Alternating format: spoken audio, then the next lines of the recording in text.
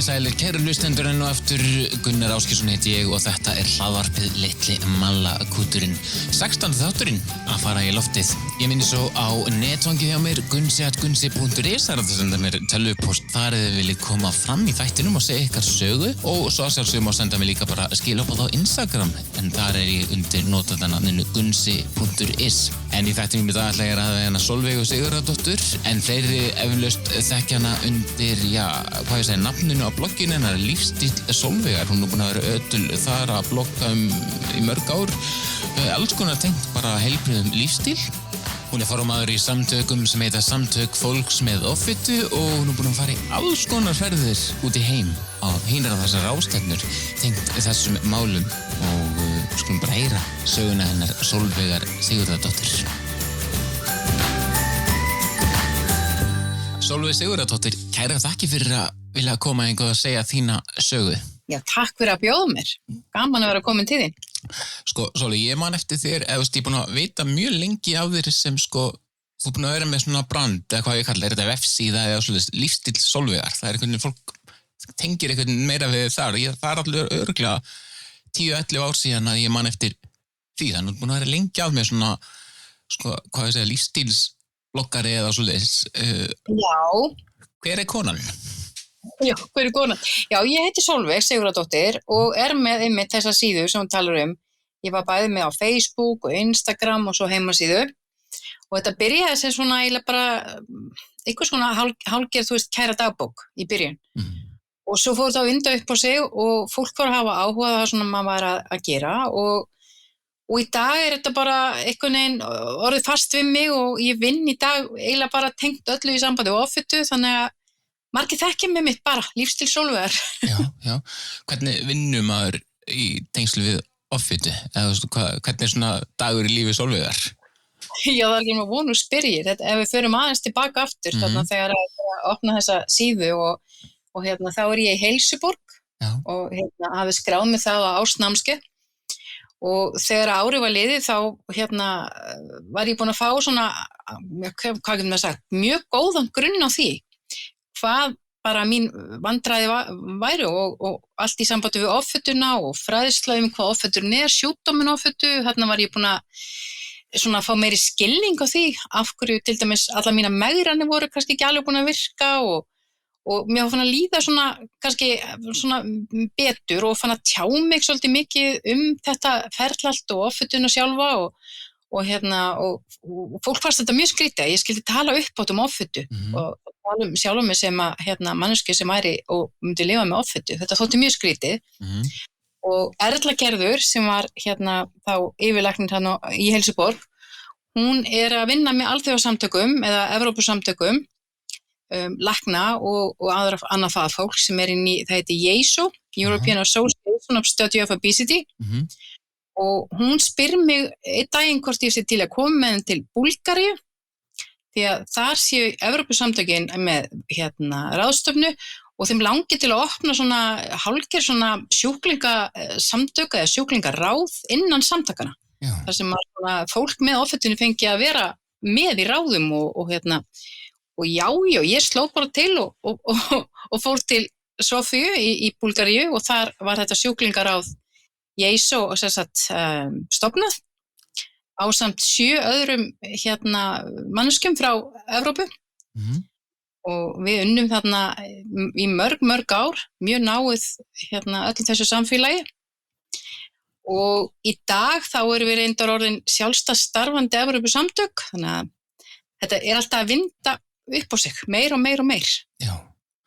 Þetta svona í hvaða áratugum heimasíðuna eða svona því sem þú ert að gera þarna, þá hefur bara alltaf gerður samband. Já, þetta voru það sem ég fór að gera, ég fór að birta hverjum degi svona hugmyndir af mataræði. Svona, þá voru ég að breyta, ég með MS-sjúkdóminn og vefjagigt og þvagsýrugykt og svona ýmsa aðra sjúkdóma. Svo ég fann hvað mataræði skipti miklu máli. Og hreyfing og svefn og svona andleg heilsa og svona almenn heilsubæting og fór að svona að setja myndir og uppskriftir og hugmyndir inn á heimasíðu og Facebook og Instagram og svona upp frá því að það fór bara áhuginn einhvern veginn af stað hjá svo mörgum og þetta ekkert kannski endilega bara tengt offitu, þetta bara tengt svona lífstíl og þess vegna held ég þetta nafn komið, lífstíl Sólveigar, ég var svona alltaf að bæta lífstíl minn. Það einmitt þess að við nú talað henni áður í þessu hlaðarpi, þetta með lífstílinn, fólk alltaf búin að prófa endalaust af kúrum, megrunum og 40 daga kúrun og hitt og þetta, þú veist, það bara, þú væntanlega sammála mér í því að það ekkert að fara að virka ef þú ætlar ekki að halda þig við það. Nei, megranir og kúrar, þetta raunverulega bara fitandi vegna þess að þú ert bara að brengla kerfið þitt og raunverulega hefur ekkert hugmynd hvernig þinn líkaminn að fara að bregðast við svona inngripi sem oft bara eiginlega algjörstu bara vitleysa. Já. Þannig að bara bætir ekki. En já, þú byrjar þá með þarna lífstíl Sólveigar þessum tíma og við hljótum að þurfa að bakka svolítið enn frekar til þess að komast í aðdragandana því að þú endar á því að, ég segi ekki að þú enda á því að stofna heimasíðu og svona, en svona, þetta byrjar nú yfirleitt bara þegar fólk töluvert mikið yngra, eða hvað? Ég var fertug þegar ég bara tók stóra skrefið að bara reynda að koma með til betri heilsu. Já. Og í dag ég að vera 56 ára núna í júní, þannig að ég hef aldrei verið við betri heilsu heldur en bara í dag.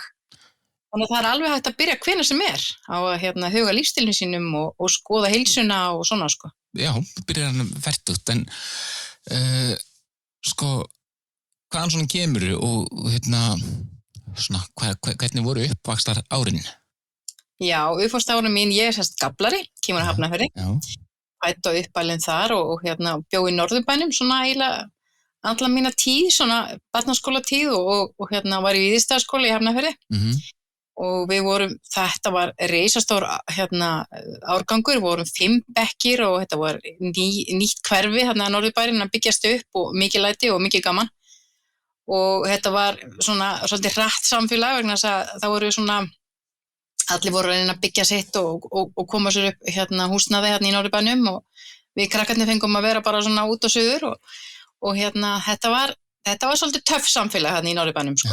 Þannig að þegar maður að alast upp og ég hef alltaf verið stóra stelpan. Ég bara mjög hávaxin og hef alltaf verið bara þessi stóra stelpa og ég veit ekki eiginlega svona hvenær maður getur byrjað eiginlega svona benda fingurum á hvenær ég hef sjálf svona áhyggjur af yfirþyngd eða eitthvað svoleiðis. Ég var bara alltaf svo sem var þyngst bekknum, stæðist í bekknum og svona og fekk að heyra það svolítið. Og þannig að þetta var svona, ég átti alveg fína æsku þarna í Hafnarfirði en þetta voru oft erfiðar heimilisaðstæður og svona áfallasaga svolítið, eins og svo oft með þá sem að lifa með offitu, við eigum oft svona okkar sögu. Já, einmitt og það ekkert alltaf þegar maður að tala svona barnæskuna þessu tengdi og fólk að segja frá hinu og þessu, eitthvað finnst maður alltaf eins og kannski tíminn var þarna, mér finnst alltaf að tala eitthvað sem var fyrir 200 árum síðan. Þú veist að það svo margt búið að gerast á stuttum tíma einhvern veginn. Já, og breytt. Einmitt, og þannig þú svona þannig séð ágætis minningar og barnæsku bara úr Hafnarfirðinu svona fyrir utan þetta að þú var að heyra það þannig augljóslega á þessum tíma að eins og þú segir sjálf, þú stóra stelpan. Ég stóra stelpan. Og það sem það var svolítið merkilegt, vorum að tala þessa barnæsku, ekki langt síðan, ég var að tala við gamla kennara og hann bara að spyrja mig svona hvað ég man mest eftir og það sem ég man mest eftir, sem alveg magnað ef maður hugsar það, ég man mest eftir þegar við vorum í biðröðinni hjá hjúkkunni, það sem var að vera vigta mann og mæla og allt þetta og ég man bara eftir vanlíðinni, hvað þetta var erfitt að standa í röð með öllum stelpunum og við þurftum að bíða þetta að kema okkur og allir fengi að sjá maður steig á vigtinu og ég man svo eftir hvað mér fannst þetta hræðilegt. Já. Og svo man ég eftir þegar áttu að hoppa yfir hestin í leikfuminu. Þetta það sem ég man mest eftir á barnaskóla. Já. Og þetta situr í manni. Já. Þetta svona eitthvað sem maður bara óskar engum að lenda í. Einmitt, það þetta svona eins og fólk, sérstaklega þeir sem eru svona hluteigendur á máli eða sem svona eru, þú veist, fólkið í kringum þig, akkur þessir viðburðir sem að það er verið að vigta í barnaskóla eða út að hoppa yfir hestinn, þetta er ekki eitthvað sem situr í held í einhverjum öðrum í dag, en þetta er svo auðvelt að fyrir mann sjálfan að taka svona einhver moment og þau verða því sem þú mannst eftir. Algjörlega, og svo var mann ég alltaf eftir þegar maður var að leiðinni heimi miðan sem maður búið hann skrifa á og segja hvað maður verið þungur og hár, að maður mann alltaf eftir því ég kom heim og þá var búið að hafa samband úr skólanum heim til mömmu. Já. Og mamma Grey var alltaf alveg miður sín því að hún hafði sjálf bara glímdi ekki voffutu og skildi ekkert í þessu okkur barnið þyngdist svona hratt.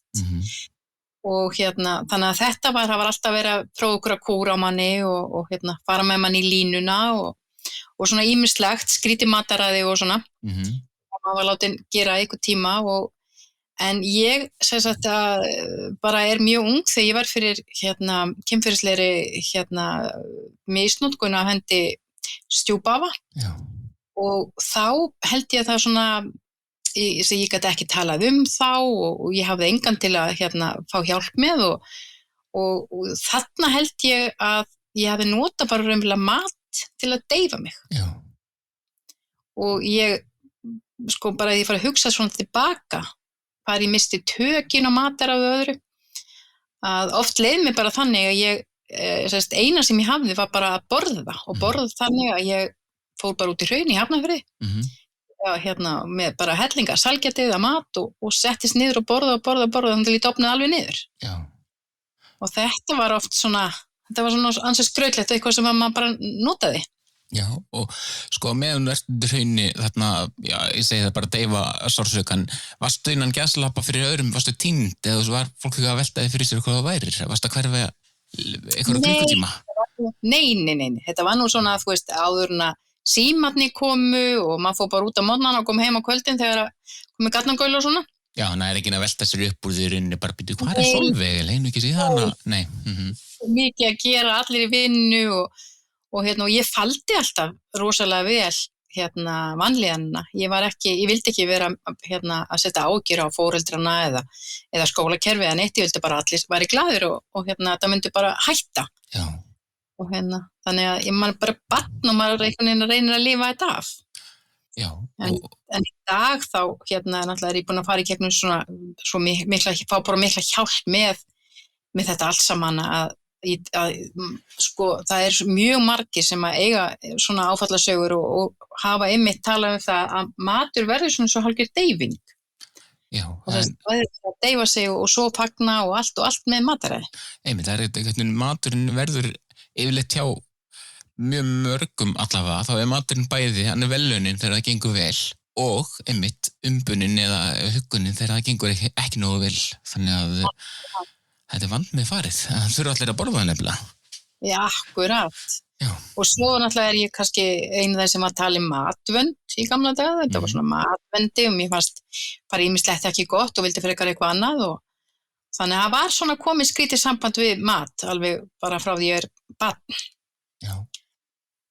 Þannig að þetta er og ég fann mig aldrei inn íþróttum og var ekkert svona engin íþróttastelpa, ég hafði lent í bílslysi líka þegar ég var mjög ung, brotnaði í baki og slasaðist illa, þannig að ég átti einhvern veginn ekkert svona auðvelt með að fara eitthvað æfingar eða eitthvað svona, mér var alltaf svona eiginlega bara illt.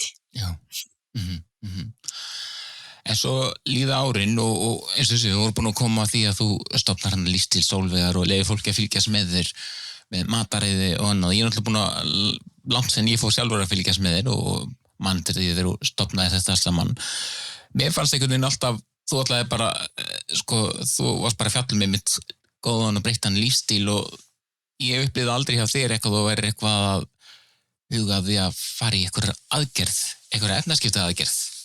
Nei, efnaskipta aðgerð, ég átti vinkonu sem fór í efnaskipta aðgerð, það er mjög mörg ár síðan og svo aðgerð fór mjög illa og hún er nú blessunin farin í dag og þannig að þetta sat alltaf í mér, þetta sat mjög í mér og þetta var algjörlega átt að vera mitt síðasta úrræði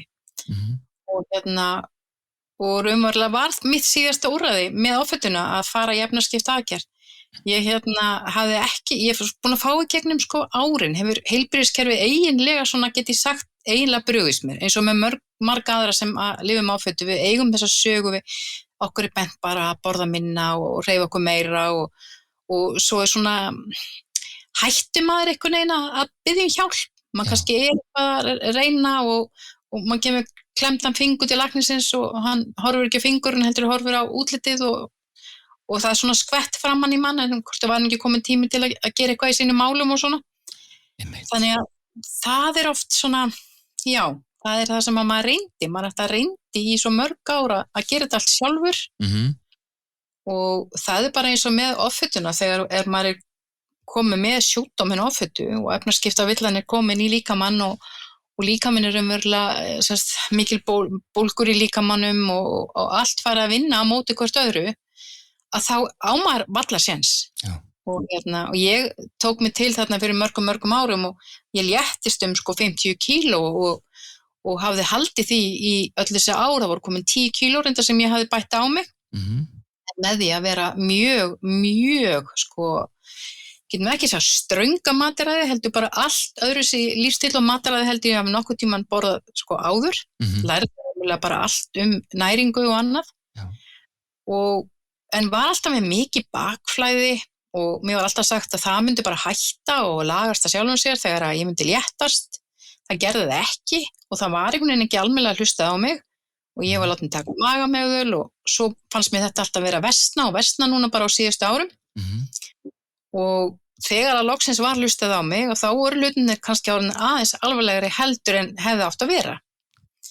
Af því að ég var búin að missa allir þessi kíló en bakflæði hélt áfram og svo þegar ég læt rannsaka þetta allt saman og þá kemur ljós að ég átti nú ekki séns þarna með því að laga þetta sjálf með einhverju mataræði og með því að léttast svona sjálf því að ég var komið með mikið þyngdarslit og maginn var orðin raunverulega bara upp undir þyngd og ég var komið með svo skemmt í vélinda eftir mikið bakflæði að ég var komið með sjúkdóm sem heitir Barretts og Barretts vélinda svona kemur eftir bakflæðis, mjög slæmt bakflæði kannski í langan tíma. Það voru frumbreytingar í vélinda og það verður svona gróft vélinda á manni þannig að það er meira hætt á krabbameini og þetta ansi slæmur sjúkdóm vegna þess að þetta gengur ekki tilbaka.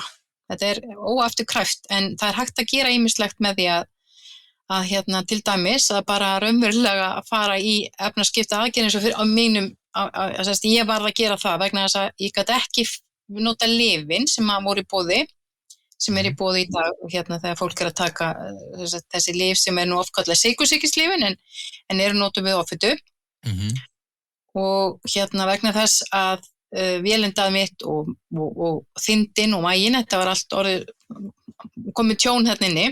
Þannig að ef ég hefði fengið lyfin þá hefði það hægt á magatæmingu og þá hefði orðið meiri pressa og ég hefði getað fengið meira bakflæði. Þannig að það var eiginlega orðið eina sem var í boði fyrir mig var að fara í efnaskiptaaðgerð og þetta var svona eiginlega sjokk þegar mér var eiginlega sagt og þetta væri eiginlega einu kostunni fyrir mig.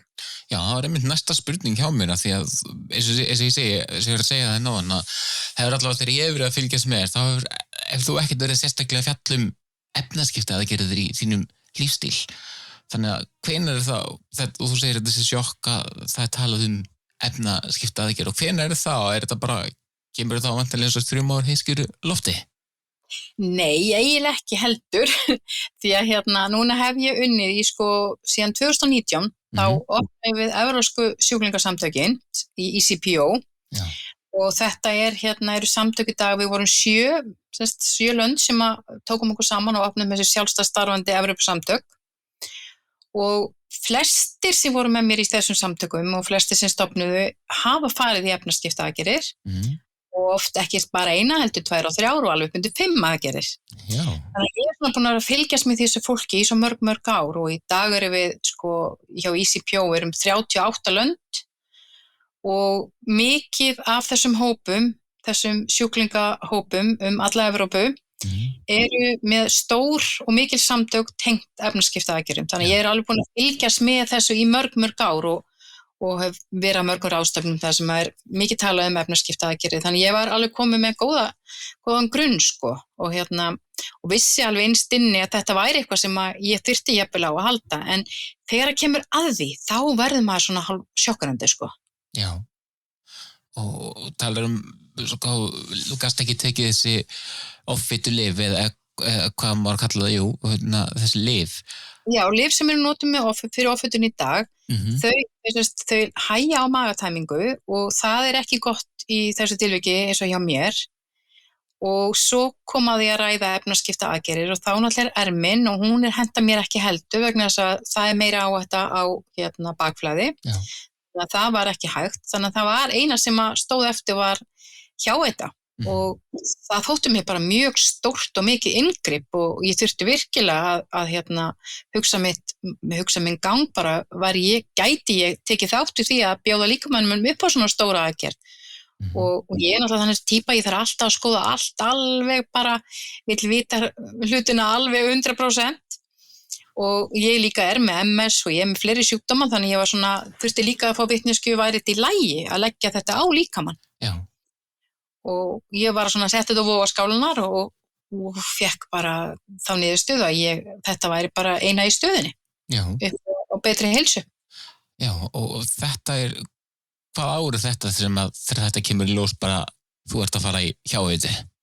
Það á síðasta ári. Það á síðasta ári sem að ég tek þessa stóru ákvörðun. Þetta bara núna í fyrra?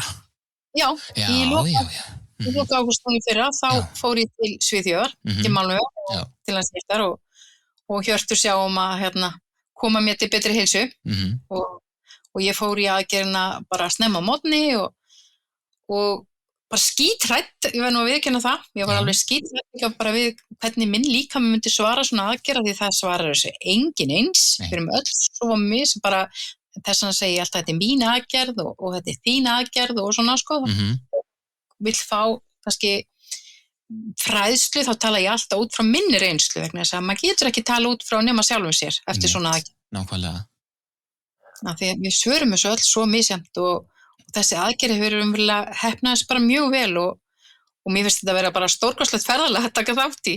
Já, og Erla gerður þér þá væntanlega, skólaði til áður en á ferði í Jú, ég fór sérst til mín besta heilsa, fór í alla fræðsluna þar og ég var náttúrulega raunverulega búin að fá mikla fræðslu í gegnum þessi sjúklingasamtök sem ég hef verið að vinna með og svo mín eigin sjúklingasamtök úti og þannig að ég raunverulega búin að vera að vinna með besta fólkinu alla Evrópu, allan heim sem koma að þessum aðgerðum, skurðlæknum og teymum út allt. Já. Þannig að ég hefði getað farið svo sem hvar sem í Evrópu í þessa aðgerð en ég treysti minni bestu konu, henni Erlu. Heldur betur. Og mér fannst bara skipta miklu máli að fá góða fræðslu sem myndi henta mér vegna þess að ég held að fræðslan skiptir öllu máli að vera vel undirbúin eitthvað sem að bara skipti það miklu máli að það getur haft svo miklu áhrif á hvernig aðgerðin heppnast og bara út lífi hreinlega. Já, heldur betur. Já, vegna þess að þú verður að skilja líka sjúkdóminn sjálfan og ég veit mjög margir sem hafa að fara í aðgerðir bæði heima og fara líka út, kannski líka á eigin vegum og svona, hafa ekki svona hugmyndum með þessi yfirjafnvel með einhvern sjúkdóm sem að þetta svo sjúkdóminn offitu, fólk hefur bara ekki hugmyndu, það er aldrei fengið en að fræðslu, það er ekki fengið greiningar, ekki þjónustu, ekkert heima og jafnvel fyrir í aðgerðir og tilkynnir ekki einu sinni heimilislækni eða þá með heimilislækni og tilkynnir ekki heilsugæslunni sinni og svo bara eitt á báti og það vont.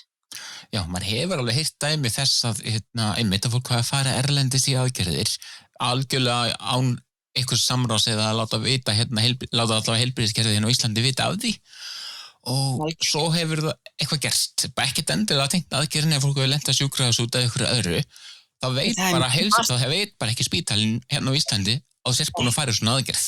Nei, og líka það eru mjög margir sem eru bara á lyfjum í dag, ég meina bara við alls konar, fólk með sjúkdóma og greiningar og annað og að taka sín lyf og svo þegar kemur heim og líkaminn fyrir að léttast og breytast og efnaskiptinu og svona og fólk kannski enda á sömu lyfjaskömmtunum sínum að jafnvel að lenda í lyfjaeitrunum og veit ekkert hvað að gerast og þetta orðið bara þannig vandamála að fólk veit ekki almennilega hvar það á að leita sér þjónustu. vegna þess að ef þú hefur ekki lækni sem þú treystir og getur hjálpað þér í gegnum þetta ferli, að þá bara getur svo margt komið upp á. Einmitt, nákvæmlega. Og þá svona eiginlega næsta spurning líka hjá mér með það að þú búin að vera að vinna við, í tengslu við offitu og með öllu þessum sérfræðingum í mörg ár og þar á meðal Erlugerði og fleirum og svo ferðu í mín besta heilsa og ferð alla þessa fræðslu.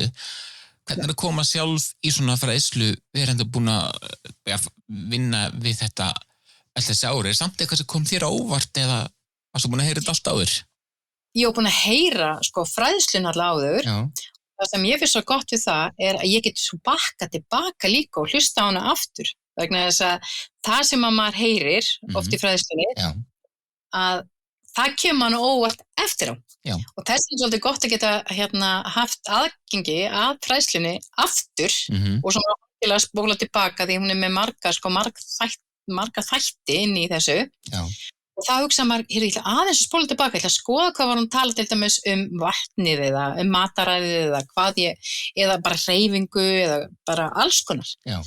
Og þetta var mér bara mjög, bara eiginlega alveg frábært þótt ég væri búin að heyra í mörgum og fræðast mikið að þetta geta farið aðeins tilbaka og skoða hvað var verið að fræða mig Já. Og svo finnst mér líka að því að mér finnst ekki nóg og að eins og sjúkratryggingar þeir taka þátt í að senda mann út til Svíþjóðar í aðgerð og vel að því staðið og ég var þannig bara líkamlega hraust að ég treysti mér í þetta ferðalag að fara alla leiðina til Malmö. Já.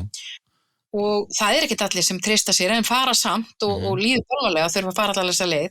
Já. Það að fá svo þessa litlu fræðslu eftir á. Mér finnst það vanta miklu meiri fræðslu og eftirfylgni og bara utanumhald fyrir fólk sem er að fara í svona aðgerðir. Já, og sérstaklega, þannig er nú bara algjörlega sammála, sérstaklega þegar fólk er búið að fara í svona aðgerðir og er bara komið heim afturkosti að það er farið á Íslandi bara á Landspítalanum eða annar staðar. Það er einhvern veginn ekkert verið svona pikk í fólki, hvernig gengur og svona er einhvern veginn fólki bara svona alltaf sleppt út í lífið. Já, ég get eins og ég segi, ég býð það vel, ég get leita mér aðstoð vegna þess að ég kannski þekki fólki. Já.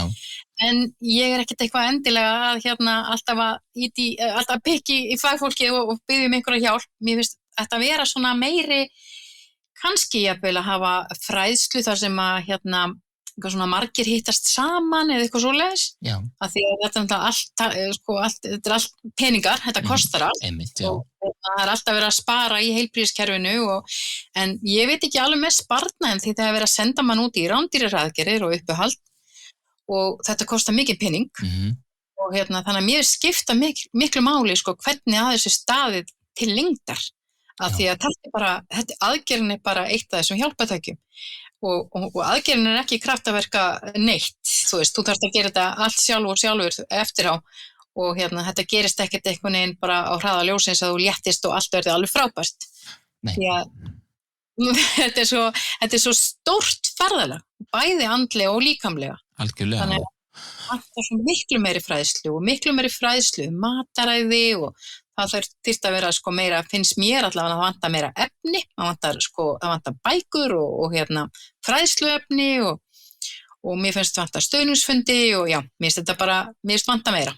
Já, algjörlega sammála því þú talar líka það er alveg dýrt að senda fólk til annars lands í svona aðgerð en svo er náttúrulega hitt í þessu líka að sjúkdómurinn offita, hann er alveg kostnaðarsamur fyrir heilbrigðiskerfið líka bara ef það er ekkert að gert og með tímanum þannig að þetta er þess vegna hefði maður haldið að vera bara einmitt gott að setja sem mestan peningi í þetta bara strax hjálpa fólki að fara aðgerð og fylgja því síðan aðeins eftir.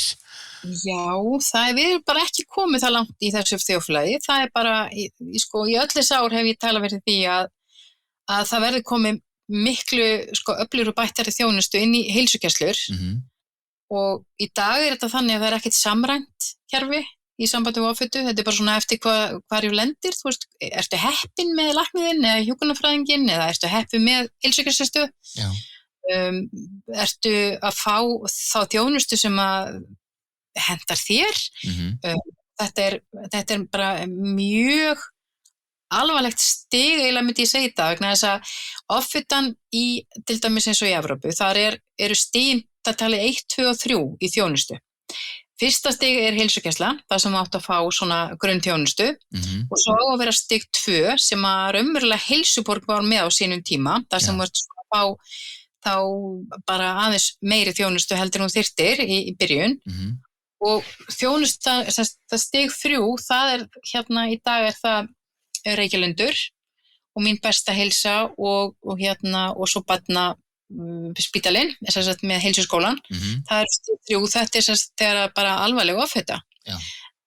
En akkur erum við alltaf á bráðastiginu, akkur erum við ekki að gera betur, til dæmis bara með heilsugæslur, að koma inn öflugra kerfi, það sem að þetta grípa fólk mikið fyrr. Já, algjörlega. Og stig 2, þetta bara, það vantar þetta stig alveg inn á milli, sko. Það vantar, sko ég veit það tala það vantar meira fólk og það vantar meiri fræðslu og meiri þekkingu, en sko það allt sem hægt að laga, en það eins og sé bara ekki vilji fyrir því. Nákvæmlega, og sérstaklega þetta með að grípa ekki fólk fyrir áður en ég veit ekki hvernig ég áður en orðið alvarlegt. Já, sko því að sjúkdómur offitu, hann er mjög alvarlegur, hann er grafalvarlegur sjúkdómur, þetta krónískur sjúkdómur sem hún lifir með út lífið, alveg sama hver kílótalan við með. Algjörlega. Og þetta sjúkdómur sem krónískur eins og ég segi, og hann getur verið í dvala og hann getur rokið upp við bara minnsta álag eða ekkert álag, bara hann getur tekið þig bara óverum og þá þarf að vera til þjónusta, þá þarf að vera búin að fá stig 1 og geta svo leitað á stig 2 þar sem hægt að grípa þig. Og í dag það þannig að til dæmis eins og með lyfin að fólk ekki að fá þau niðurgreidd fyrir en sko raunverulega allt komið í óefni sem eiginlega oft myndi ég segja bara orða seint. Fólk að fá lyfin í dag niðurgreidd og sko of seint, þá ætti fólk eiginlega frekar fara í efnaskiptaaðgerðir vegna þess að lyfin ætti að koma mikið fyrr inn. Og líka það með skilsnu, ég nú ekki með tölun á því, með skilsnu að lyfin séu nokkuð dýr, þau ekki ódýr. Þau eru mjög dýr þessi lyf og fólk hefur bara ekki efni á því vegna þess að þú ert að borga kannski yfir 30.000 mánuði fyrir lyfið þín. Og þetta ekkert lyf sem þú tekur bara til þess að grennast eða mjóka eða fara í megrun með. Þetta lyf sem þú tekur út lífið. Já, nákvæmlega. En svona, snúum okkur aðeins aftur á þér bara og þinni aðgerð. Hún gerð úti í Svíþjóð og svo kemur heim og sko, mér finnst alltaf svona spennandi að ræða þetta eins þegar fólk komið heim og það tekur þetta við fljótandi og maukfæði og svona. Eitthvað sem komið óvart þar? Hataður það að þurfa að vera á fljótandi eða hvernig? Nei, ég er svolítið svona spes típa, mér finnst gaman allir svona smá tilraunum. Þannig að ég var búin að undirbúa mig mjög vel og kann inn á mataræði og finnst gaman að elda og þannig að ég var með fullan frista alls konar súpum og maukfæði og svona, þannig að það var allt reddi. Og því ég vissi ekki neitt þegar ég kæmi heim hvernig myndi ég vera það þreytt, ég get ekki eldað eða hvernig þetta myndi vera allt saman sko. Og ég er svo sem elda á heimilinu og myndi fólkið mitt bara ekkert fá meira að borða. En þannig að mér fannst sko, þá búið að segja við mig að það væri miklu betra að fá einhvern annan til þess að elda á meðan, maður væri á fljótandi því að það væri erfitt að vera elda og stús í mat og geta ekki borðað sjálfur. En mér fannst það ekkert mál, ég var bara mínu fljótandi fæði og eldaði góðan mat samt fyrir fjölskylduna. Það var eins og matar áhuginn einhvern veginn bara, þetta var mjög sérstakt vegna þess að eins og ég get sagt sko degi 2 eftir efnaskiptaaðgerð, það fannst mér eins og svona það kallað food noise, svona matarlæti í höfðinu, það eins og slöknaði á því. Því ég hafði alltaf verið að hugsa mat, bara hvað ætti ég að borða í morgunmat, hvað ætti ég svo að borða í hádeginu, hvað ætti ég svo að borða á kvöldinu og hvenær ætla ég að versla í matinu, hvað ætla ég að hafa í næstu viku helgina. Ég var alltaf með mat á heilanum og þetta bara slöknaði á þessu. Og ég hugsa, svona líður fólki sem ekki með þennan matarbrjálaðis endalausar svona suð í höfðinu. Og þetta var svo þægilegt, mér varst þetta rosalega þægilegt. Og ég hugsa, ég vona að þetta verði bara sem lengst. En ég hafði heyrt að þetta oft gerist en svo kemur þessi á í aftur. Og svo tók maukfæði við og það fannst mér svolítið svona, mér finnst það svolítið klígjarnt.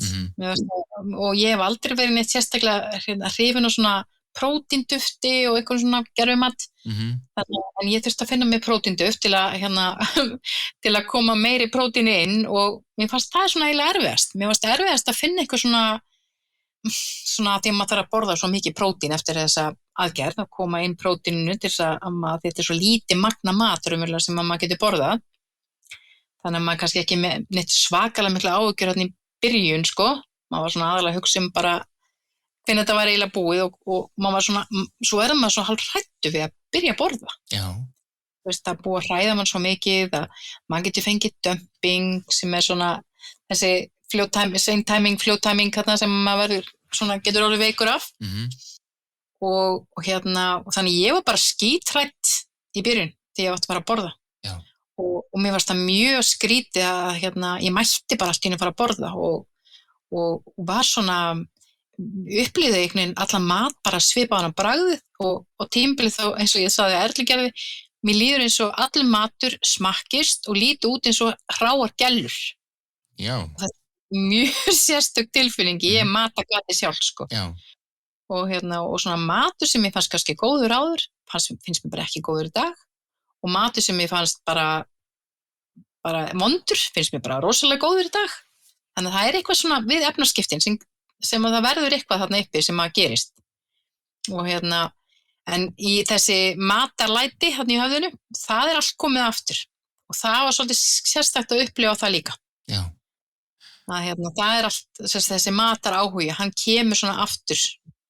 Og maður þarf að læra að lifa með því eins og ég var búin að læra að lifa með því áður.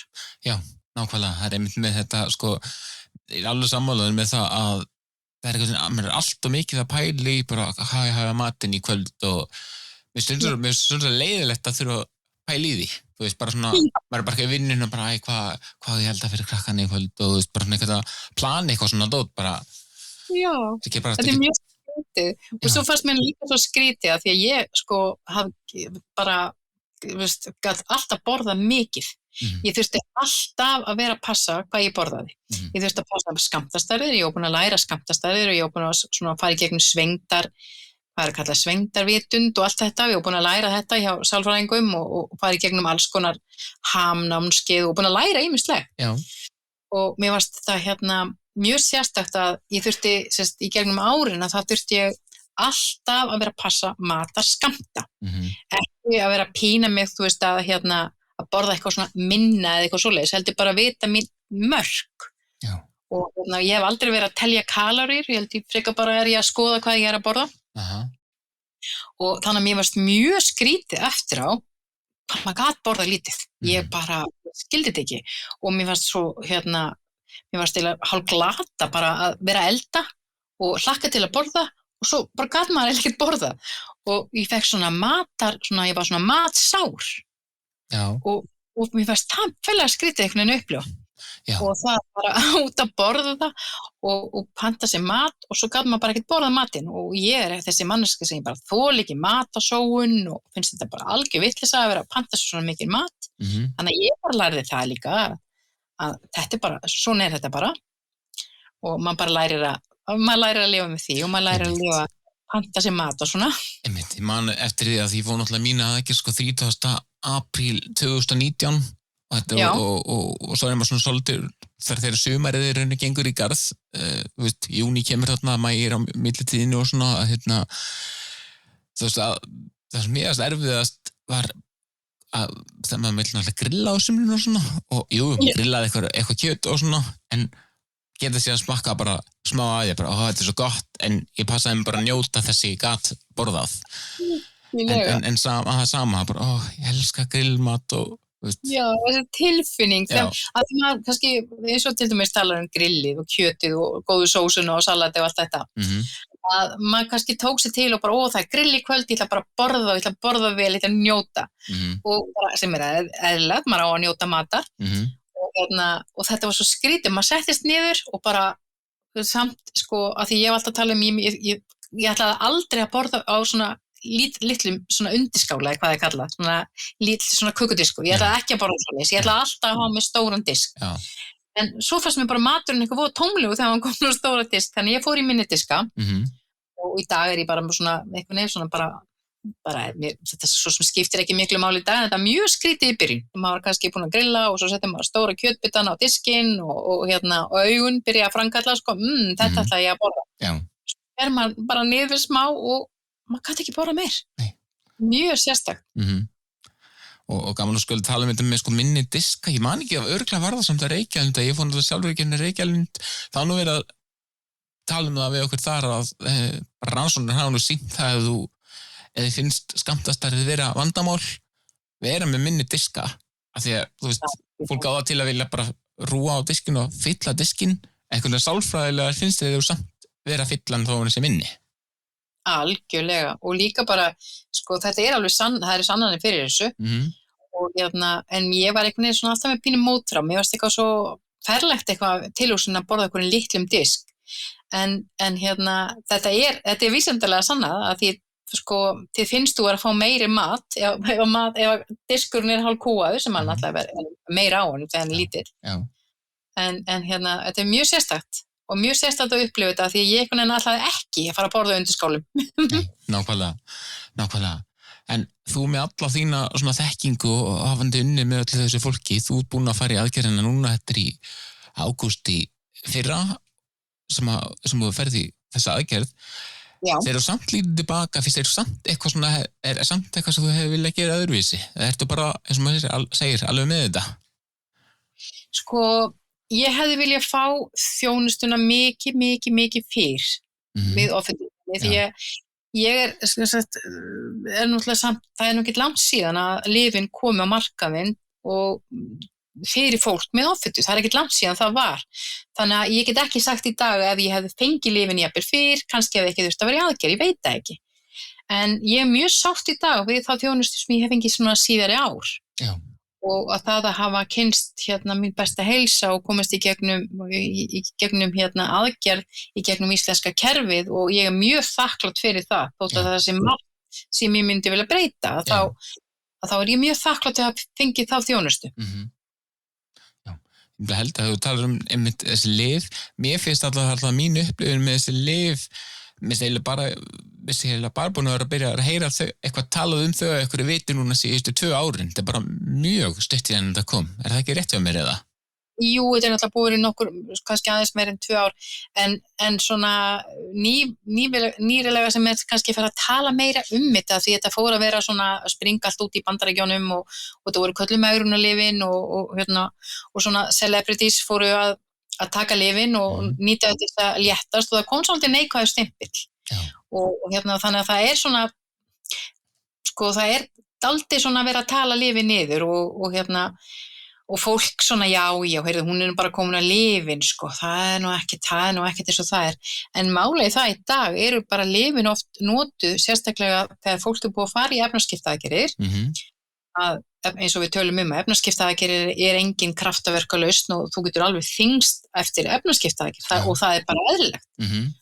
Og það gerist að fólk þyngist og þá oft gott að vita því að fólk getur leitað sér þjónustu hjá læknum að jafnvel ræða í sambandi við lyfin, hvort að þau getur þá komið inn og gripið inn í, þannig að fólk sé ekki kannski alveg að missa tökin og upplifir sig eins og sé búið að skemma og eyðileggja allar aðgerðina sína og svona upplifir eins og það sé allt, að gera allt vitlaust, vegna þess að sko sjúkdómurinn offita, hann bara þannig að þú ræður ekkert yfir honum, hann fer bara sína leið. Já, nákvæmlega, það einhvern veginn bara, sem er svo mikil gömul tugga að maður ræður þetta einhvern einasta þætti það allir sem ég talaði við í þessum þáttum, það allir búin að heyra þetta, heyrðu, bara, sko, borðaðu bara hollara og hreyfðu þig og svona, þá verður þetta allt í lagi. En eins og segir, þegar maður komið með sjúkdóminn offiti, þá þetta bara ekkert svona einfalt. Nei, alls ekki, þetta ekki einfalt og líka bara með hreyfinguna, því að sko, ég var heppin á sínu tíma að hafa fundið Heilsuborg vegna þess að ég átti bara mjög slæmt, sko, ég gat ekki hugsað mér að mæta í líkamsrækt, ég skammaðist mig svo fyrir útlitið mitt, ég skammaðist mig svo fyrir þolið mitt, ég skammaðist mig bara fyrir allt, gekk með höra veggjum og tók mér langa tíma að komast í Heilsuborg og komast bara að geta keypt mér föt til að æfa í og skó og svona, þetta bara fékkst ekkert í búðunum þegar ég var að byrja mínu brölti og á móti manni sko í Heilsiborg og tekið á móti manni og þetta var alveg frábært batteri. Já, ég fór nú sjálfur nefnilega í Heilsiborg líka og það var ekki eins og að koma inn í bara vörklass að fara í Heilsiborg. Þetta var einhvern allt annað svona andrúmsloft þarna. Það var allt annað andrúmsloft og mjög margir sem að tóku sem fyrstu skref í Heilsiborg voru jafnvel kannski, þetta var svona ársprógram sem voru með og þá var kannski fólk undirbúið til þess að geta farið á sína líkamsræktarstöðu í hverfinu sínu eða langa kannski að prófa eitthvað annað. Já. Og það var að koma með meira sjálfstraust, gat svona hugsa sér að prófa eitthvað nýtt. Og síðan þegar Heilsiborg hættir þá var ég algjörlega lost. Ég vissi ekki neitt svona hvert ég ætti að fara og ég prófaði nokkra staði og í dag ég bara í hverfistöðunum minni fyrir neðan sem tekur mig 4 mínútur að labba. Já. Og ég var að hugsa þegar ég var að labba í gegnum, það með svona hlið, svona augskanna og hlið sem að maður fyrir gegnum og það svo þröngt að komast í gegnum þessi hlið og ég fór að hugsa sko þegar ég var á mínum þyngsta punkti, ég hafði aldrei komist í gegnum þessi hlið af því ég var að líta í kringum í ræktinni og ég hugsaði betur það enginn í svona mikill yfirþyngd eða offitu, það enginn, ég sé aldrei neitt í svona mikill offitu og ég hugsa það bara því að fólk kannski treystir sér ekki á svona staði þar sem að ég til dæmis bara þetta tróðar gegnum hliði til að komast inn í stöðina. Já, nákvæmlega og þá getum við nú kannski aðeins sko tengt þetta við umræðina fordóma sko það alltaf mín ég pældi oft í þess að ef ég fór nú í ræktina þegar ég var næstu 200 kíló ég var alltaf að spá í því hvað að vera allir að pæla í mér þarna en svona í seinni tíð þess að skræði mér hefur farið í ræktina núna og ef maður lendir á okkur spjalli við fólk sem bara hvernig gæslappa venjulega fólki þú veist sem að því ég upplifði mig ég er ennþá sko þó ég sé búin að missa tölur mikið af kílóum ég er alltaf með hinum þú veist ég er það feitur þó ég sé gamlur einhvern veginn fyrst mér þannig að þetta svo sérstakt já og þegar maður ræði við fólk sko sem að veit ekki hvernig maður sjálfur var áður þá heyri ég á samt í kringum bara ákveða gott hjá þessum að vera að gera eitthvað í sínum málum geggjað, bara frábært af þessum þannig að það ekki mín upplifun allavega að það sem í ræktina dæma þig. Nei, kannski ég spái svo lítið í þessu í dag ég bara kem bara mínum forsendum en ég samt sko ég spái of mikið í því líka hvernig aðgengi ég náttúrulega að vinna með fólki sem eins og þú segir, sem kannski ótrúlega mikill yfirþyngd og offitu og það oft bara, sko tækin taka bara oft ekkert fólk sem komin þessa þyngd og hlaupabretti og stígvélar og annað og það bara taka ekki þessa þyngd, þannig að fólk kannski sem samt ætlar sér að mæta, að það upplifir líka að það bara ekki pláss fyrir það. Já, það ekki gert ráð fyrir mér, einhvern veginn. Nei, og svo líka bara sko fólk með sko miklu offitu það til dæmis veigra sig að fara til sjúkraþjálfara af því að bekkirnir oft í sjúkraþjálfurum það of misjafnt hvað þeir taka og ég man hjá Heilsiborg þá voru með bekk sem var sko tók bara mjög háa vigt og hann var mikið notaður og ég veit ofsalega vænt hennar bekk vegna þess að þetta var bekkur sem var svona tvöfaldur því að sko sjúkraþjálfurinn bekkir oft mjög mjóir. Já. Og fólk bara hálf hrætt að sittast á þá og hrætt að brjóta bekkina, það langar einhver með og skemma bekkina hjá sjúkraþjálfarunum sínum og eins og með tannlæknastóla, ég veit að það tala ofta tannheilsa fólks með offitu sér slæm og það ofta því það bara kemst ekki til tannlækna og ég veit alveg 3 tilfelli sem ég veit að fólk hefur farið til tannlækna í 2 tilfelli voru þannig að stólarnir brotnuðu, pumpurnar fóru og 3 tilfelli var að manninu var vísa frá af því að tannlæknir bara sá sig ekki fært að fá hann í stólinn sinn. Já. Og þetta líka á snyrtustofum, til dæmis fólk sem með sykursýki 2 sem nú oft fólk með mikla offitu, það með sykursýki 2 og það að leita sér hjálpar með fæturnar á sér, vegna þess að það myndast sár og það að huga vel að fótunum. En það kemst ekki til snyrtufræðinga og fótaaðgerðafræðinga því það bara ekki nógu góður stólar og fólk bara veigra sig við að fara á staði þar sem maður veit ekki aðstæður. Já. Það svo margt, og hjá læknum og heilsugæslum og annað að fólk þorir ekki að setjast á bekki og ég veit til dæmis að hefur margar sögur frá slysó, þar sem að fólk að mæta og það svona voða fyndi sko, passaði nú að brjóta ekki í bekkinn og farðu varlega og svona ýmislegt sem ekki fyndi sko. Já, nákvæmlega.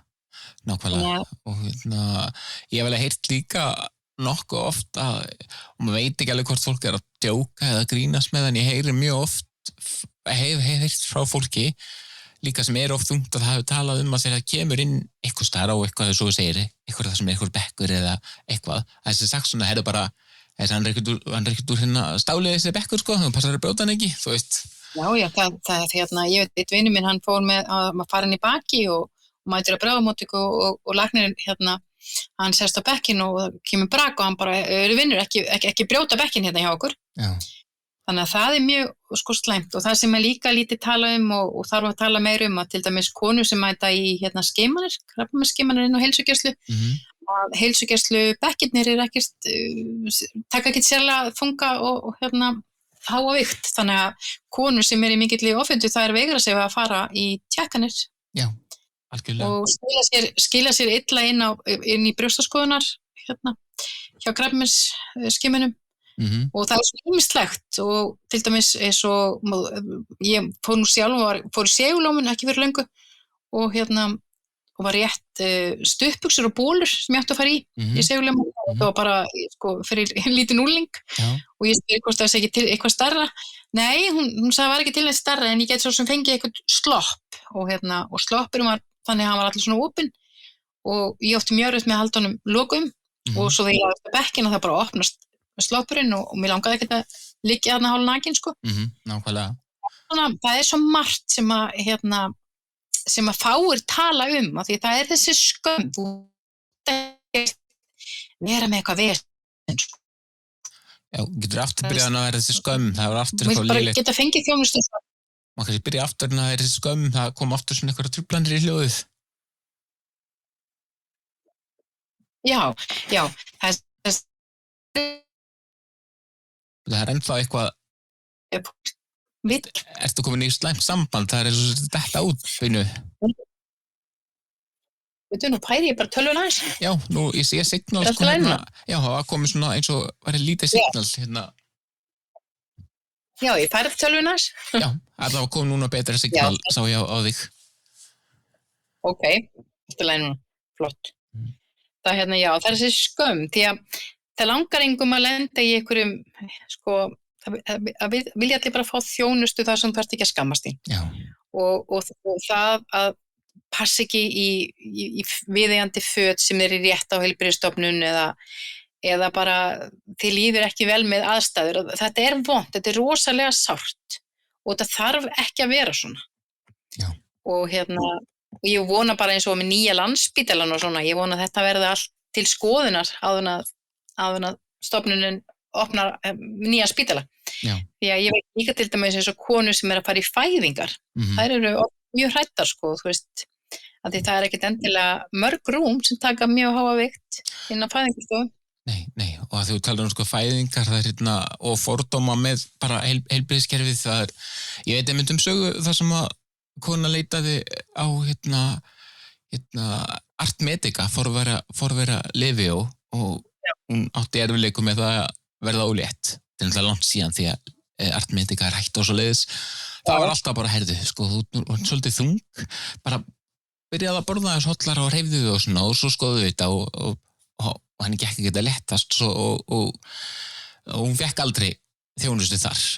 Og mörgum árum seinna þá var hún í aðgerð út af einhver allt öðru, ég man ekki alveg nákvæmlega söguna, en þá kom í ljós bara, ok, ég skil núna af hverju þú hefur ekki getað eina spalt, það út af þessu hér, þannig að þetta hafði ekki einu sinni neitt með ofþyngdina að gera, hún fekk ekki þjónustuna sem hún þurfti og á ekki barn í dag, það á seint, hún of gömul bara hreinlega, þannig að Þessar sögur heyri ég mjög oft og þeir sem ég vinn með erlendis eru oft konur sem hafa ekki getað eignast börn.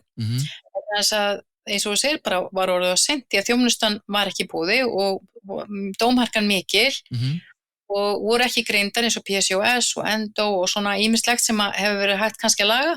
Það var ekki gert og svo bara þróist hlutin þannig að konur hættu að biðja hjálp. og þetta mjög oft erfiðar sögur vegna þess að við höfum heyrt þess að við förum á ráðstefnunum allan heim og erum með fólk sem að segja sína sögur og þessa sögur heyrir maður oft og þetta eru ömurlegustu sögur sem maður heyrir. Já, og þetta enn svona í dag á mörgum stöðum og þetta ekki í lagi og ég finna sérstaklega í dag núna þegar að sko, þótt ég lifi með sjúkdóminn og offitu og það sjáist ekki á mér og þá fæ ég sko allt öðru sér þjónustu til dæmis inn á ég bara komin nýjagerð og vá hvað gaman að fara til læknis og fá góða þjónustu. Já. Men ekki byrja að djöflast í þér, þú veist, já, heyrðu, þú ert nú svo þung og þú þarft nú að gera og en sko alltaf verið að segja mig hvað maður þarf að gera, en maður har aldrei bent á hvað hægt var að gera með einhverja þjónustu, ég vil komast inn á heilsugæslu og fá þá greiningu og þjónustu og svona meðferð og eitthvað, það ekkert í búði, mann bara alltaf sagt hvað maður á að gera. Já, það svo, fólk eins og maður upplifir bara sjálfur, eins og maður hafi verið svo feitur að það sjáist ekki í gennum manni það sem að. Akkurat, það alltaf hort bara á útlitið. Já. Og þannig maður dæmdur og það rosalega sárt og sérstaklega bara eins og með í dag fólk að lendi í því að það kemst ekki inn í segulómannatækin, þannig að það ekki að fá greiningar og það með þess að á Íslandi til sögur og ég veit nokkur tilvik þar sem var ekki hægt að greina mein að því það var ekki að koma manneskjánum inn í segulómannatæki. Já. Það bara hræðilegt. Alveg hræðilegt. Algjörlega. En Sólveig, ég með vefsíðuna sfo.is opnaður frammi, samtök fólks með offitu. Já. Og ég smelli á samtökin og stjórn SFO og þar þú formaður.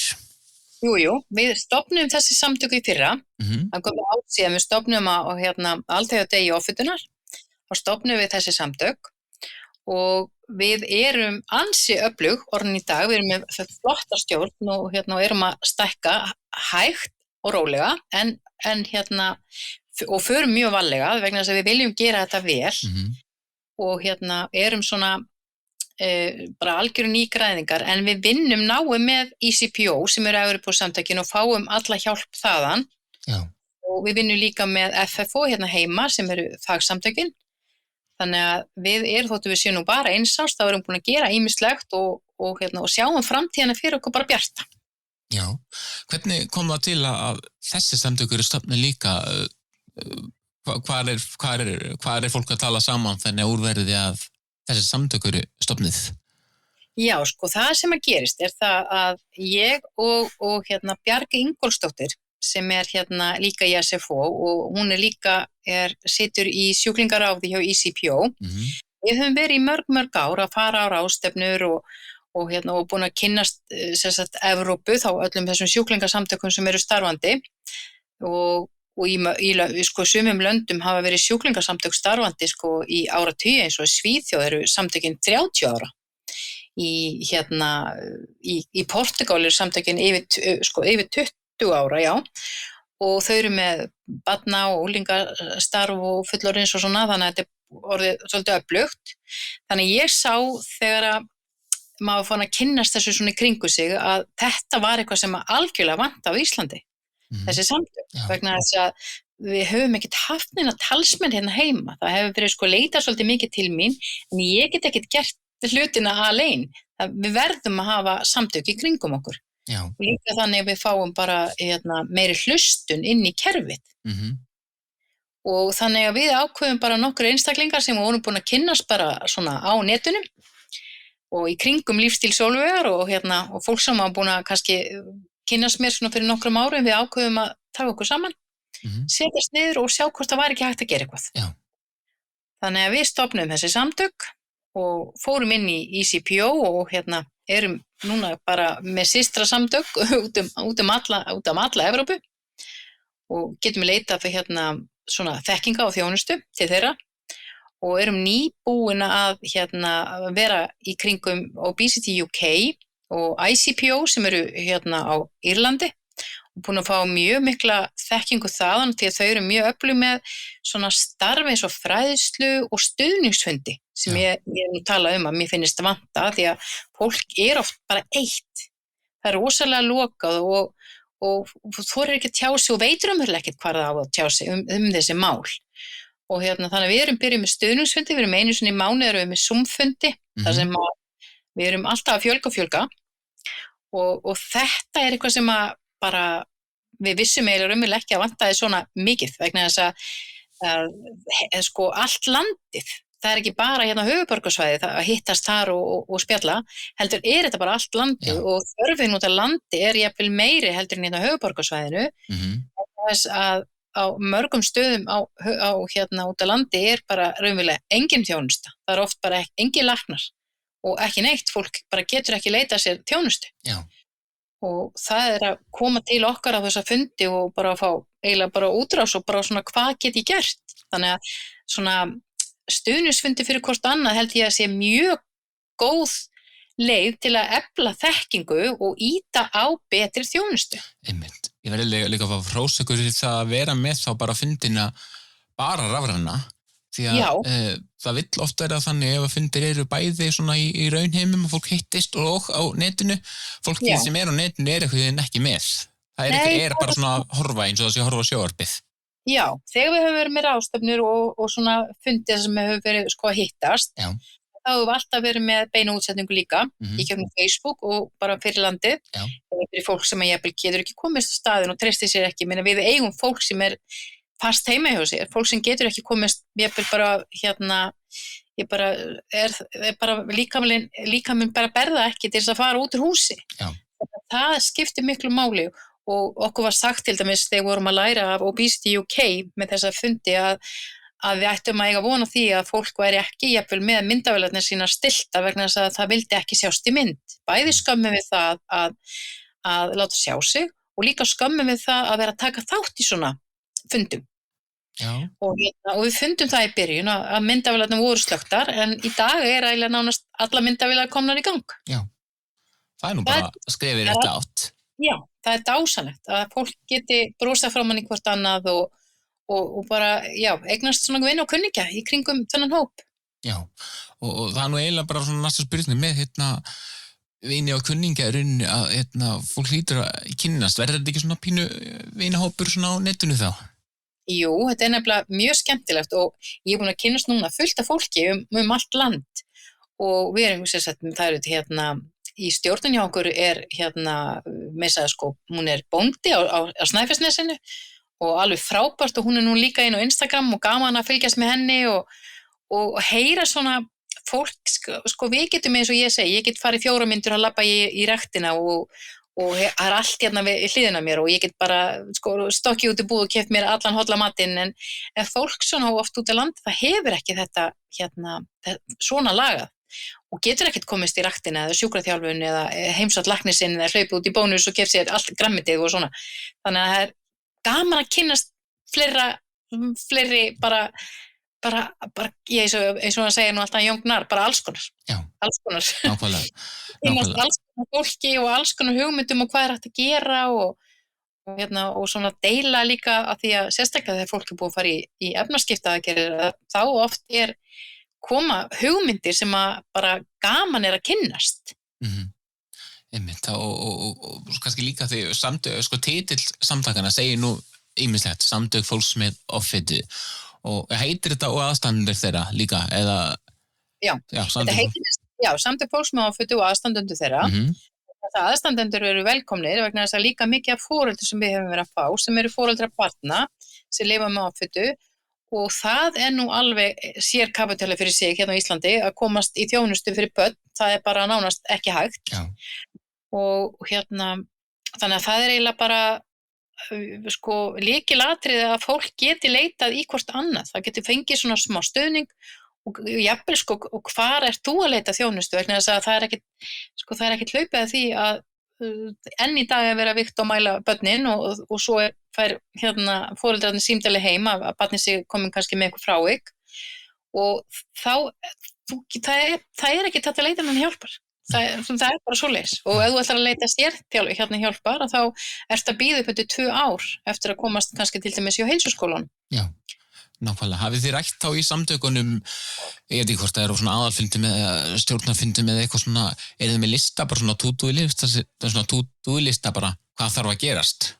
Akkurat, við erum með sko, hugmyndirnar eru svo margar og það svo mikið sem hægt að gera og mikið sem þarf að gera en við erum að gera þetta allt í sjálfboðavinnu, þetta sem sagt allt vinna sem gefin og allir í fullri vinnu og fjölskyldur og lífi sjálft og svona og fólki sjálft sem í stjórn, við erum öll með offitu og bara heilsan okkar mismunandi og þannig að þetta bara kraftaverk raunverulega þetta sé allt komið í gang og ég vona bara svo heitt og innilega að þetta verði sé komið til að vera og líka það að við fáum meiri stuðning frá bara stjórnvöldum að það sé sko meira svona leita til okkar og við fáum kannski jafnvel fjárstuðning og annað til að halda upp í svona kerfi sem að við myndum vilja hafa. Við myndum vilja hafa miklu meiri fræðslu og geta farið landið og þá aðalega ég nú að tala kannski inn í skólakerfið. Það þarf að fara inn á spítalana, það þarf að fara inn í heilsugæslur, það þarf að fara inn á mjög margar staði í dag. Það sko ég finn það að það fara að kalla eftir, sko getið þið komið með fræðslu, við erum alltaf tilbúin til að koma og fræða, en við erum bara með takmarka fólk og eins og ég segja, allir í fullri vinnu og þannig að núna aðalega erum við að leggja áherslu á að geta þýtt efni, það nóga efni til þýðingar. Til fræðslu og þá jafnvel til þess að koma inn í heilbrigðiskerfið og til fólk sem lifir með offitu, svona hvernig það á að leita sér hjálpar og þjónustu. Já. Það oft bara, sko, fólk veit ekki hvernig það opna samtali, læknirinn kannski þorir ekki að opna samtali við þig, þú þorir ekki að opna samtali við læknirinn, þannig að það efni til sem hægt að þýða og við getum komið á net og jafnvel inn á heilsugæslustöðvar og spítala og svona, sko. Þetta margt hægt að gera. Já, nákvæmlega og svona eins og þessi samtökin eru ung, það bara orðin eins ás eða hvað og finnst ykkur svona hinga til samt að þú talar stjórnvöld fyrir náttúrulega að koma inn í þetta, það að tala fyrir daufum eyrum eða eitthvað hægt að rólega að gerast? Nei, það hægt að rólega að gerast. Við vorum til dæmis núna fengum við styrk úr frá heilbrigðisráðuneytinu, svona lýðheilsu og fengum lítinn styrk, raunverulega, voða lítinn en samt hann mun vera mikil hjálp fyrir okkur og bara mikil viðurkenning að fá slíkan styrk að við séum allavega komin að blaða það að sé vera að hlusta og það vilji þessi vilji til að koma okkur á betri stað og það sem mér finnst líka vera að ég nú búin að sitja í starfshóp sem var stofnaður af heilbrigðisráðherra á sínum tíma og búið að taka 2 ár að gera þessa skýrslu, þannig ég er búin að sitja á fundum, ansi mörgum fundum með ansi mörgum aðilum, þannig að mér finnst vera aðeins meiri skilningur í dag það þurfi betri þjónustu en það vantar action, það vantar það vantar Sofíu frænku í málið. Það þarf að taka skarið, það eins og þar sé hræðslan, sko, hver á að taka skarið og hvernig á að byrja. Já, og hver á að taka skarið á þínum mati? Sko, mér finnst raunverulega að þessi skýrsla sem var skiluð inn til heilbrigðisráðuneytis, til heilbrigðisráðherra, ég vildi sjá að þaðan væri sko stofnaður svona verkefnahópur, það eitthvað skonar, bara eitthvað sem væri ráðum til þess að fara og djúpt í þessa skýrslu og gera verkefnahóp og hægt og rólega að taka marka á skýrslunni og gera hlutina eins og við erum kannski að benda á, en ég veit alveg að þetta sko margra ára verk og Ísland mjög aftarlega, kemur að þjónustu með offitu, bara mjög aftarlega með venjulönd og það svolítið sárt að vera að vinna alla Evrópu og sjá hvað hægt að gera og sjá hvað stað margir eru á og koma svo heim og þurfa alltaf aðeins að bakka tilbaka. Já. Ég segi alltaf þessi litlu skrif eiginlega best, sko, því að ef maður ætlar að ráðast á fílinn eins og hann bara, þá þetta svolítið erfitt. En ég held að, sko, mér finnst að það þurfa að vera miklu meiri samráð og ég vil til dæmis byrja á því að fara inn í menntakerfið. Ég vil að það sé meiri, sko, fræðsla til dæmis inn í háskólunum þegar að vera, menntalækna og hjúkrunarfræðinga og sjúkraþjálfara og bara allt heilbrigðiskerfið. Ég vil að sé miklu öflugri fræðsla sett inn í slíka slíkt nám og þá alveg frábært að hafa fólk sem að lifi með sjúkdómnum áfötu til fræðslu líka. Já. Ekki bara að það sé alltaf fagaðilinn að fræða vegna þess að sögurnar okkar, þær fræða, þær opna augu og eyru fólks. Vegna þess að leiðu kemst inn í hugarheims manneskjuna sem lifi með sjúkdómnum, þá eins og tengir þetta allt öðruvísi. Vegna þess að við öll þekkjum einhvern sem að lifi með offitu. Við þekkjum, ef það ekki við sjálf, þá það kannski maki, börn, mamma, pappi, afi, amma, starffélagi, skólafélagi. Þannig að það alltaf eitthvað sem við tengjum við og ég held að allir vilji gera vel. Ég hef ekki trú á því að það sé eitthvað sem að vilji ekki okkur vel, en það þarf svo miklu meiri, það þarf að bæta námið svo miklu meira. Já, algjörlega sammála á því. En hvernig bara lífið þitt í dag? Hvernig lífið í dag af þér? Því að ferð þannig í ágústi fyrra í aðgerðinu og bara hvernig staðan í dag? Staðan nú alveg ágætt í dag, en svona aðgerða, hún major mál, sko, hún meiri hátta mál, af því það svo margt sem að breytast í líkamannum við svona aðgerð, til dæmis eins og hármissirinn, og fólk í mikilli skömm við hármissirinn vegna þess að hvort allt þér að kenna, sko. Þetta svona, sko, þetta svona sjálfsásangandi sjúkdómur og sérstaklega kannski konur sem lendi því að missa hárið, að þetta oft bara fyrirleikur og mikil skömm og ég til dæmis lenti því sjálfa að hárið mitt bara orðið sko svo þunnt að ég hef bara þekki ekki hárið mitt vegna þess að ég hef alltaf með þykkt og mikið hár, en ég vissi þetta getur komið fyrir, en ég veit marga sem að bara fá algjört sjokk og húðin á manni, neglur og fitan sjálf sem inn í líkamannum sem minnkar, að hún hefur oft verið að styðja við alls konar sem inn í líkamannum, eins og til dæmis hnéð á mig fór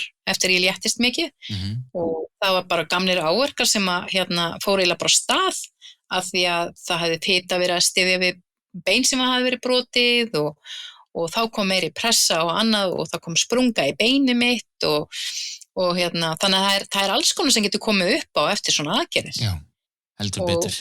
Já, fólk talar sko, þess vegna var ég hrædd MS-ið mitt, af því ég veit að konur sem hafa farið í efnaskiptaaðgerðir hafa fengið stóra MS-köst á eftir og fólk með vefjagigt, það oft ríkur upp, vegna þess að það svo margt sem að koma, það svo margt sem líka minn að gangi í gegnum. Það ekki bara það að vigtin sé að pompa, það svo margt annað í líkamannum sem að og efnaskiptin svo stór hluti af öllu líkamsstarfsemi. Já, heldur betur. Þannig að ég bara, núna ég 8 mánuði síðan ég fór í aðgerð og hef lést mikið og ég að því ég veit alveg að svona aðgerð, hún ekki kraftaverk og hún ekki eitthvað sem að bara, hún ekki eitthvað sem að þannig að þú ert búin að fara í aðgerð og þá þetta komið. Þetta ekki svoleiðis og maður þarf að hafa alltaf bak við eyrað, að maður sé að reyna að styðja við aðgerðina sína, gera rétt, hreyfa sig og huga því hvað maður að borða og passa svefnin sinn og halda í gleðina og andlegu hliðina og svona og þetta bara heljarana verkefni og stundum segi þetta bara fullt starf og en ég í dag að vinna með SFO og ég að vinna með ICPO og ég að vinna með fagsamtökum úti og ég sit í alls konar ráðum í Evrópu þar sem að vera að gera rannsóknarverkefni og sit í svona í dag að þannig að ef þú ætlar að sækja einhver styrki í Evrópu, tengt offitu, svona Evrópustyrki, að þá verður að hafa mannesku sem að lifi með offitu með í verkefninu. Við komum því á staðreyndar hjá ICPO. Það bara þannig að ef þú ætlar að vera með eitthvað rannsóknarverkefni í gangi með offitu, að þá verður að hafa mannesku með. Og við komum því á stað, segjum við, en við minn almáttur ekki vissu við hvað þörfin var mikil. Þannig að ég þarf í dag ég að neita verkefnum bara nánast daglega. Já. Þetta búið að stækka svo rætt. Og einmitt eftirspurnin meiri en hægt að verða við þegar lítið og ungt félag á í hlut. Já, og líka þetta Evrópu verkefni sem við erum með úti, að öll þessi Evrópu rannsóknarverkefni sem unnin alla Evrópu og allan heim, að við höfum ekki mannskap í þetta þóttu séum með sko inn í sjúklingaráðun hjá okkur í ICBO erum við með 60 manneskjur sem sitja sjúklingaráði að það ekki sko róð í það sem að í okkur sótt. Ég vinn með mikið með IFAD sem eru næringafræðingarnir í Evrópu, hef unnið með þeim núna í 7 ár og ég vinn með ISAL sem eru samtök fagaðilega með lifrarsjúkdóma, þannig að það mikið tengt offitunni. Þannig að þetta alltaf að stækka og ég alltaf að segja nei við fleiri verkefnum, þannig að það nóg að gera. En það sem maður verður að passa sér svo mikið, sérstaklega eftir svona aðgerðir og annað, það að taka sér ekki of mikil verkefni, vegna þess að maður verður að virða líkamann sinn, hann að gangi ekki stóraði eftir svona aðgerð. Algjörlega. Bara svona að lokum, það eitt sem mér svolítið hugleikið eftir ég sjálfur byrjaði nú með þessa hlaðvarpsþætti. Það að karlmenn eru bara ekkert mikið að sækjast eftir því að vilja segja sína sögu allavega þessu hlaðvarpi. Ég er ekki að segja þér að bara hlaupi burtu, þú veist, en það gengur miklu betur að fá konur til að segja sína sögu Hvernig með ykkar samtök? Þetta sama þar? Er jafnt kynjahlutfall í þessum samtökum? Aldeilis ekki. Konurnar eru miklu sprækari. Það sko, og það var alltaf að tala fyrir nokkrum árum var alltaf sagt, já það að því að konurnar eru að glíma við offituna. Og ég sagði nei, þetta ekki svona. Við erum bara jöfn. En konurnar eru kannski, það þessi skömm sem við erum alltaf að tala og konurnar eru kannski aðeins komnar sko meira og framalega í það að geta talað hlutina. Já. Og mennirnir fara oft í svona hálfgerða felur og ég fann það þegar ég fór út í aðgerðina mína núna að það voru færri karlmenn með í hópnum, það svona hópar sem fara saman og þeir vildu nánast, þeir sem voru sko í þessum hóp sem við vorum, þeir vildu svona ekkert eiginlega vera með í þessum hópum, við svona vildu eiginlega bara vera tilbaka og við vorum með grúp á Facebook og þeir svona tóku ekki þátt. Það var svona eins og væri einhvern veginn hálfgerður feluleikur og það svolítið sárt vegna þess að ég sko ef náttúrulega vera að vinna allan heim og þannig að ég búin að kynast konum og mönnum út allt og það alltaf færri karlmenn allstaðar en þeir sem eru að vinna með í svona samtökum eru ansi öflugir og það rosalega gaman að sjá hvað þetta að breytast vegna þess að það eru komnir svona eins og í Bretlandi eru komnir bara sérstakir karlahópar þar sem þeir hittast og spjalla og það eru svona blöndu kyn sko en karlahóparnir þeir svona sækja í hvern annan. Það eins og það myndast einhver önnur stemming og ég finn það alveg hjá okkur á stuðningsfundunum að það alltaf meiri hluti konur. En ég vona svo heitt og innilega þeir sem að hlusta og að hlusta á að þeir íti í karlmennin í kringu sig og þeir opnu vegna þess að því fleiri sem opna sig, því fleiri sem tala, þetta fræðslan. Þetta að fólk geti leitað í hvort annað og hlusta, þetta fræðsla, þetta svo mikil fræðsla.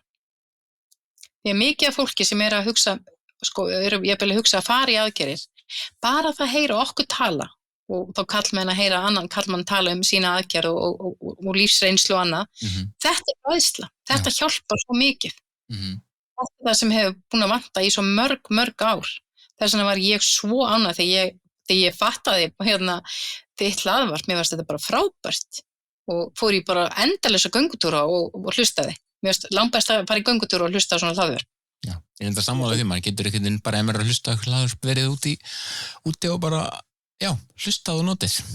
Já, og mér fannst þetta frábært og líka það að við tölum svolítið mikið það allan heim að people's first, við erum alltaf manneskjan fyrst. Við erum ekki feita fólkið eða feita konan eða feiti maðurinn, við erum bara fólk. Já. Og við erum öll með fitu á líkamannum okkar og við erum með neglur og hár og alls konar og erum með offitu og erum með fitu, þannig að ég tala aldrei feitt fólk eða feitu ég eða eitthvað svona. Ég heldur sko virðingin meira en það. Ég bara manneskja og ég með fitu og ég stundum með offitu, það bara minn sjúkdómur, hann þannig að ég ræði ekkert við það getur bara rifið sig upp sjúkdómurinn og þannig ég bara í mismunandi vikt, ég ekki before and after, heldur ég í öllum stærðum. Já, þú bara þú. Ég bara ég. Já. Og þannig ég aldrei, ég tala ekki mig sem, tala hvorki sjálfa minni í aðra sem feitt fólk og mér svona eiginlega, það stingur mig svolítið vegna þess að við höfum reynt að vera með þessa herferð, þessa people's first, að manneskjan sé alltaf tala manneskjuna fyrst, þess að people with obesity, ekki obese people, þess að með offitu, ekki feitt fólk og það rosalega bara gaman að sjá hvernig þróun hefur verið á öllum ráðstöfunum og svona hvað virðingin alltaf að verða meiri og meiri. Það risaðalirna sem eftir sem eru með þessa svona, eins og ég segi svolítið óvirðingu á fólk. En þetta að koma, hægt og rólega, þessi litlu skref og vera þolinmóður. Já, og risaðalirnar eru flestar útdauðar. Það eru flestar útdauðar en sko svo þær eru líka reynda samt svolítið mikið í kennslu. Þannig að það er dett útbráð. Já, það þetta með sko fótalaus og mannin sem kennir hlaup. Já, eiginlega þannig. Það eiginlega svoleiðis. Og en ég alltaf að vonast þetta líka að unga fólki, mér finnst unga fólki þetta, ég elska unga fólki, mér finnst það sko miklu skemmtilega að vinna með unga fólkinu vegna þess að það opnara og það svona einhvern veginn kellir sér garaðar eins og það þori og við erum með til dæmis í ECPO, sjúklingasamtökunum og erum við með sko ungliða hreyfingu og að hlusta á þetta unga fólk, þau eru á aldrinu 14 til 23 og þau eru með hlaðvarp í Evrópu og eru að tala svona upplifanirnar sínar og hvernig þau eru bara að fá, hvað þjónustu eru að fá og hvernig lífið í dag með offitu sem barn og unglingur og þegar ég fór að hlusta á þau og ég fór að heyra sömu sögurnar kannski frá 15 ára barni sem að segja sömu sögurnar og ég upplifði þessi 15 ára barn það eru 40 ára gap þarna á milli þau eru enn að heyra þetta borðaði minna, hreyfðu meira þau gerðu betur og svona við getum bara ekki þetta svona lag bara getur ekki haldið áfram og ég held því meira sem við tölum og hvetjum unga fólkið áfram og og eins og bara TikTok og YouTube og Instagram og alla þessi staðir því meira sem talað hlutina eins og þeir eru því meira fræðust við vegna þess að unga fólki það ekkert sérstaklega mikið kannski að hlusta á svona einhverja fræðimenn vera að tala eða fara inn í einhverja heimasíður og svona, það hlustar á hvort annað og ég alltaf að hvetja til dæmis næringafræðinga og lækna og hjúkrunarfræðinga og svona, veriði með farið á neti, skoði hvað að gerast og unga fólki í dag til dæmis það nota TikTok mikið, eða notar Instagram, já svolítið, en það notar sko YouTube alveg svakalega mikið og það alltaf alveg haugur af vitleysu inn á þessum miðlum þess vegna segi ég alltaf, til þess að ná til unga fólksins, það þarfst að koma með staðreyndir og fakt svona inni þannig að það sé hægt að leita sér líka smá svona þekkinga þarna inni. Ekki forðast heldur, lærið þeirra leið líka. Nákvæmlega, þú segir sko haugur að vitleysu þarna inni, það algjörlega rétt. En að sama skapi að maður hugsa bara, já, hvernig hlutir voru fyrir 40 árum síðan, þá gæti fólk ekki farið á netið bara og setja eitthvað inn á netið eitthvað. Það var alltaf bara, hér eru kennslubækur, svona þetta og ekkert engar aðalegir eru til. Já, þannig ég sé það að nota netið til fræðslu bara á kostnaðarlausu. Ég sko segi í dag bara nýta netið.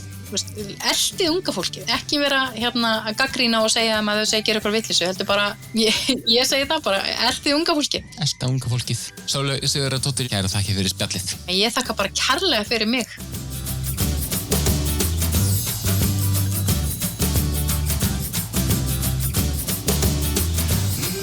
Þetta var sagan hennar Sólveigar Sigurðardóttur.